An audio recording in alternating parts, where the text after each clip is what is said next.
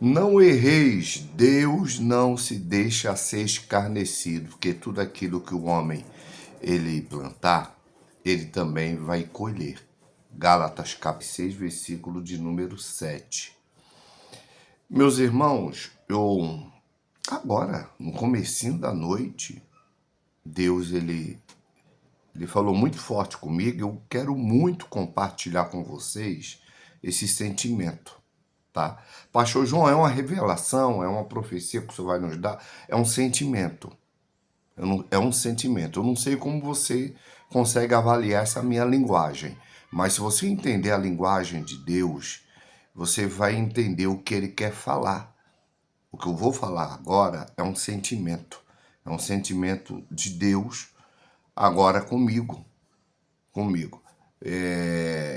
Tiago, ele fala no livro dele em Gálatas, capítulo 6, versículo 7, assim, ó. Não erreis.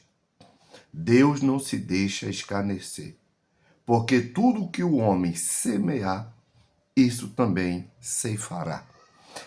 Tiago dizendo, olha, vocês cuidado. Como falava a minha avó, né? Vocês tomam a tendência. Você abre os olhos. Você cuidado com esse negócio aí que vocês andam fazendo. Eu quero que você venha comigo até o final desse vídeo para você pelo menos ter uma absorção, para você pelo menos entender o que é que Deus está querendo falar para você.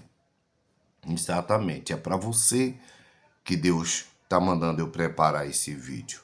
Deus está querendo falar diretamente com você para você não entrar nessas enroladas que muita gente vive entrando e depois está batendo na porta de Deus, culpando Deus por algo que Deus não tem nenhuma culpa. A Bíblia fala, olha, cuidado, para com isso. Evite esses probleminhas aí espiritual. Irmão, tem problema que é físico, mas tem problema que ele vai lá no mundo espiritual. E problema, irmão, que é espiritual, só se resolve no espiritual. Não adianta você arrumar um problema com um anjo e você querer resolver aqui no departamento de polícia. Você querer arrumar um advogado, você colocar um processo no anjo. Não, irmão. Problema é que a gente arruma com anjo, a gente resolve com anjo. Você entendeu? É só para você entender. A minha linguagem vai ser essa até o final do vídeo, a partir de agora, tá? Irmãos, desde criança, preste atenção aí só para você pegar a vibe da conversa. Desde criança, ou seja, desde que eu me entendo por gente, eu sempre gostei de estar em oração. Eu sempre fui vibrado naqueles trabalhos raiz de oração. Ainda hoje eu carrego isso comigo. Tem culto que eu vou que eu me sinto mal. Eu me sinto mal, irmão. Eu me sinto mal. Tem lugares que eu vou uma vez e eu não quero voltar mais. Eu acabo sendo um pouco religioso quando eu começo a agir desse jeito. Mas foi por causa da forma que eu fui forjado. Foi por causa da forma que eu fui criado. Eu fui criado orando de verdade. Eu fui criado lendo a Bíblia diariamente. Eu fui criado em círculo de oração. Eu fui criado, irmã, em culto de doutrina. Eu fui criado em trabalho dos jovens, que a gente chamava que era o culto da mocidade. Um dia na semana tinha um culto que era da mocidade. Gente, parecia um congresso. Lotada a igreja. Lotada. E a gente ia para a igreja com um temor tão grande. E observação, tá? Observação. A igreja não lotava porque vinha pregador de fora, era cantor falando. Não, a igreja lotava porque o povo no meu tempo tinha compromisso de ir para o culto. Eu não sei se você entende, eu não sei se a minha linguagem está sendo um pouco difícil para você entender. O povo tinha compromisso, independente de ser um Severino das pernas tortas, ou ser um Napoleão Ribeiro Falcão, ou um Hidecásio Takayama, não é? Ou um João da esquina do hambúrguer, a igreja lotava, irmã. Lotava. E tinha dia, ó, e tinha culto que o som funcionava. E tinha cultos, no plural, que o som não funcionava. E o culto era realizado do mesmo jeito. O poder de Deus se manifestava do mesmo jeito. O povo chorava com a mensagem. Os pastores, que não eram nem pastores, eram presbíteros e diácono. No máximo, era um evangelista que ia no culto, porque eu sou oriundo de Pernambuco, Recife, e lá é um pastor para tomar conta de todo o estado. Hoje nós temos vários pastores, mas no meu tempo era muito escasso. Irmão, ser pastor no meu tempo não era pastor, não dava para ser. O cara não conseguia ser pastor, porque era muita prova para o cara sair do presbítero. Irmão, para você deixar de ser cooperador para ser diácono, você começava a ser cooperador, você tinha 18 anos. Quando você ia ser separado para ser diácono, você já estava com 50 anos. A de diácono para presbítero, irmão, uma semana antes de você morrer. Era assim. Hoje a gente abre aí os nossos smartphones, nosso telefone para ver alguns vídeos. É meninote, gente, meninote, 18 anos, 15 anos, 20 anos, pastor. Outros com 26 anos, pastor presidente. Aí acontece o que está acontecendo hoje. Deus me separou. Eu fui separado, foi por Deus, não foi pelo homem. Aí nós assistimos situações macabras que está acontecendo hoje. Entendeu? Essas confusão que está acontecendo hoje. Esses problemas ministerial está acontecendo hoje. Não vou dar muitos detalhes. Eu conheço pessoas que em um ano casou 2 vezes e estão na ponta do altar. Agora eu te pergunto, o que é que esse povo, o que é que essa turma tem de bom para oferecer para quem se assenta ali e lhe assiste toda terça, toda quinta e todo domingo? Gente, um cara que não tem uma estabilidade familiar vai conseguir gerar alguma estabilidade para quem tem família? Não vai, irmã. É a mesma coisa de um cara que não é casado querer ir para a igreja para dar aula sobre casamento. Não funciona, entendeu? Não funciona, não dá certo. Não, pastor, eu sou um bom motorista. Um bom motorista precisa ter uma CNH. Se não tem uma CNH, você pode ser o Schumacher. Se você não tiver a CNH, você não é um motorista. Ponto final. No mundo espiritual, não é diferente. Tem muita gente se dizendo pastor, profeta, apóstolo, missionário, mas nunca fez nada disso. Tem pessoas, irmão, que é apóstolo e não faz ideia do que é um apostolado. Entendeu? Tem pessoas que é missionário, mas nunca saiu do bairro dele para falar de Jesus para ninguém. Nunca bateu um cimento, nunca traçou um cimento, nunca bateu um tijolo. Porque isso é um serviço de um missionário também. O missionário não é só aquele que vai levar a santa e preciosa palavra de Deus. O missionário é aquele que sai da base dele para o campo, para o que der e vier, para que Cristo seja glorificado no seu trabalho. Entendeu? Ele vai capinar uma roceira de um vizinho, ele vai pintar um muro de uma pessoa, ele vai levar uma pessoa no hospital porque está doente e tem que ir, não tem quem leve, ao missionário tem que estar à disposição. É nesse momento que Jesus é glorificado, que Jesus ele é falado para aquela pessoa que não o conhece. E hoje, irmão, nós estamos vivendo a fila da profecia. Eu digo isso porque eu faço muitas lives aqui. Muitas lives. Principalmente vocês que me acompanham, sabem muito bem que eu faço muitas lives. Graças a Deus, a nossa live ela é muito versátil. Nossa live ela é muito versátil. Agora, a primeira coisa que acontece na nossa live é palavra. É palavra. Eu sou muito cristocêntrico. Eu sou cristocêntrico na minha live. Eu gosto de falar de Cristo. Eu gosto de falar de Jesus. Eu gosto de falar das coisas dos céus. Eu gosto de falar dos anjos. Eu gosto de falar dos mistérios de Deus. Mas Deus usa a gente nos dons. Deus usa. Irmão, Deus tem me dado muitas revelações. Às vezes eu estou na live e Deus me revela uma situação. Ó, João, essa pessoa que entrou aí, essa pessoa tá assim, assim. Eu digo, minha irmã, tal, você aí, a pessoa... Minha irmã, Deus chamou... Irmão, Deus me usa muito nessas áreas. Eu não tenho um problema de dizer que eu sou um profeta. Eu sou um profeta. Ainda mais quando eu começo a me consagrar.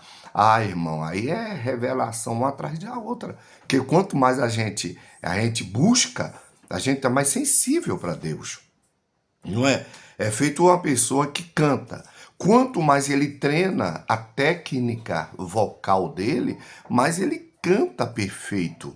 Não é? A mesma forma, um professor, quanto mais ele se aprimora, ele vai se aprimorando na visão acadêmica dele ali, quando ele chega na sala de aula, ele consegue dar aula com muita maestria. Assim é um homem de Deus, uma mulher de Deus que vive uma vida de oração, vive uma vida de consagração, vive uma vida de comunhão com a palavra. Quanto mais ele busca a Deus, mais Deus tem para dar para ele. Compreende? Mas o que Deus está falando comigo, o que ele falou comigo hoje, é sobre essa demanda de falsos profetas, falsos pastores, falsos líderes que estão aí. Agora, pasmem, pasmem, eles conseguem arrebanhar um número imenso, imenso de pessoas para ir atrás deles. Aí Gálatas capítulo, eu falei Tiago, não foi? Eu acho que eu falei Tiago para vocês. Deixa eu ver aqui se eu falei o certo ou é errado aqui para vocês. Gálatas, tá? É Gálatas. Gálatas, capítulo 6, versículo 7, fala: Não erreis, Deus não se deixa escarnecer. Eu vou olhar bem na pupila dos teus olhos. Cuidado, a fatura vai chegar. Não erreis. Cuidado, porque aquilo que você planta, você colhe. Você não tem como correr de uma plantação que você teve a intenção de plantar. Tudo que o homem planta, ele vai colher. Tudo que se... Irmão, essa terra aqui, ela é fértil demais, irmão. Você não faz ideia de como essa terra é fértil, tá? Eu falei algumas vezes aqui, Tiago, não é, é Gálatas, tá? É Gálatas capítulo de número 6. Você tem que ter cuidado, meu querido. Você precisa ter cuidado, minha irmã, com essa plantação. Você precisa ter cuidado, porque as coisas se tornam pior. Versículo de número 8 faz assim, ó. Porque o que o homem semeia na carne, isso você precisa entender. O que se semeia na carne e o que se semeia no espírito. Em que área? Como você está semeando? Se está semeando na carne, você vai colher na carne. Se está semeando no espírito, você vai colher no espírito. Olha o que Gálatas fala, capítulo de número 6, versículo de número 8. Porque o que semeia na carne, da carne se fará a corrupção. Mas o que semeia no espírito, do espírito se fará a vida eterna. Você tem que estar preparado para colher onde você planta. Se colheu se tá plantando na carne você vai colher. Se está plantando no espírito, você vai colher no espírito. Na carne tem corrupção, no espírito tem a vida eterna. Você está entendendo? Você pode deixar pelo menos um amém aqui nos comentários. Já pode deixar aquele like abençoado. Você que ainda não está inscrito no canal, caiu aqui de paraquedas, talvez, o Espírito Santo fez você chegar até aqui, por que não se inscrever no nosso canal? Se inscreva no canal, clique no sino de notificação, porque todas as vezes, depois que você clicar no sino de notificação, todas as vezes que eu postar vídeo aqui, você vai ser notificado. Mas você só vai ser notificado se você clicar no sino de notificação, tá? Então se inscreva, clica no sino de notificação e deixa aquele joinha abençoado. Tá entendendo? Irmão, isso é muito sério. Vocês cuidado. Minhas irmãs, para de correr atrás de profeta. Para de estar colocando a tua empresa na mão de profeta. Para de colocar o casamento na mão dos profetas. Para de colocar a tua família na mão dos profetas. Para de colocar o teu dinheiro, a tua felicidade, os teus projetos na mão de profeta. Para com isso. Você está vivendo uma vida de loucura. Saia desse loop. É um loop, a pessoa está viciado aquilo, na mesma coisa. Saia, irmão, quebra esse ciclo, hein? Quebra esse ciclo, finalize você esse ciclo hoje, entendeu? Cuidado, não erre. O que é que Jesus fala no Evangelho de João, capítulo de número 3 e 16? Porque Deus amou o mundo de tal maneira que deu o seu Filho único, para que todo aquele que nele crer não morra, mas tenha vida eterna. Minha irmã, meu querido, vá para Cristo. Jesus disse: vinde a mim, todos os que estão cansados e oprimidos, e eu vos aliviarei. Você que está sendo oprimido por esses profetas de Satanás, você que está sendo oprimido por esses apóstolos enganadores. Você que está sendo oprimido por esses pastores que, na verdade, são lobos famintos. Jesus está dizendo, todos os que estão cansados e oprimidos, vinde a mim. Vá a Cristo. O Espírito Santo vai falar com você e vai te dizer, vai para aquela igreja. É pequena, não tem formosura nenhuma, mas o meu Espírito está lá dentro. Vá para aquela casa de oração, não tem muita formosura, mas aquelas mulheres que oram, aqueles homens que oram, aqueles jovens que oram, eles falam comigo todos os dias. Minha irmã, quem anda com Deus é orientado por Deus, é guiado por Deus. Viva o que Deus tem para você. Essa foi a mensagem que o Espírito Santo falou para mim, para eu vigiar. Essa foi a mensagem que o Espírito Santo falou para mim, para eu liberar uma palavra de vigilância para alguém. Principalmente para as 10 pessoas que me seguem aqui no meu canal. Eu sei que pelo menos umas 10 pessoas vão assistir esse vídeo. É para você que Deus mandou fazer esse vídeo. Tenha comunhão com as Escrituras Sagradas. Você tem Bíblia na sua casa? Leia ela. Tenha comunhão com a oração. Tenha comunhão com o jejum. Tenha comunhão com a vigilância. Tenha comunhão com Deus e com o Espírito Santo. Porque Deus vai fazer tudo dar certo na tua vida. Deus te abençoe, Deus te guarde, Deus nos proteja de todo o mal e de todo laço. Creia, fiel é quem fez a promessa sobre as nossas vidas. Deus nos abençoe. Até os próximos vídeos. Shalom.